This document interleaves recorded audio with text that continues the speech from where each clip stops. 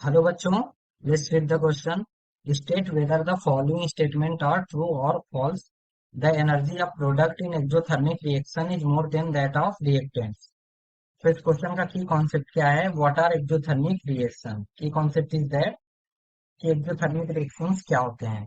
तो exothermic reactions are the chemical reactions are the chemical reactions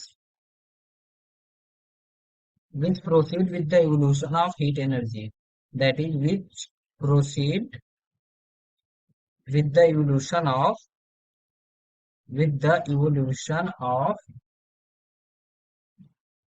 energy heat energy. और exothermic reaction के लिए क्या होता है? Enthalpy change, that is delta H क्या होता है? Negative. Enthalpy change that is delta H equals to negative for exothermic reaction exothermic reactions, क्योंकि हीट क्या हो रही है?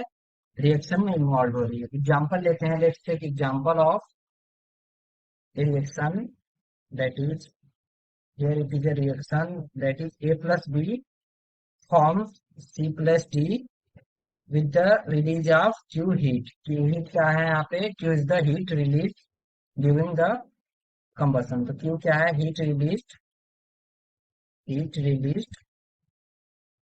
during, sorry, combustion, not combustion, during reaction. So during reaction Q is the heat released. तो क्या होगा? Enthalpy change क्या होगा इस रिएक्शन का? Enthalpy change that is delta H equals to delta H of reaction equals to H product that is enthalpy of product minus H reactant, enthalpy of reactant. और इसकी value क्या है? Negative आएगी. Negative minus Q. Negative sign क्या indicate कर रहा है यहाँ पे? That heat is release from in the reaction.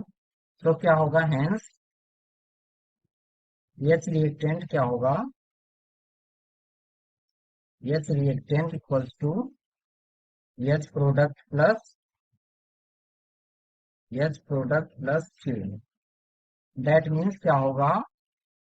10 in an exothermic reaction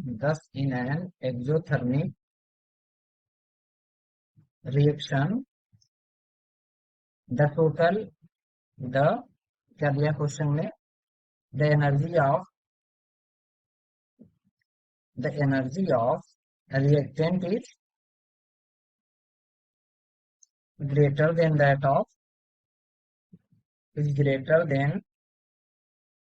that of product.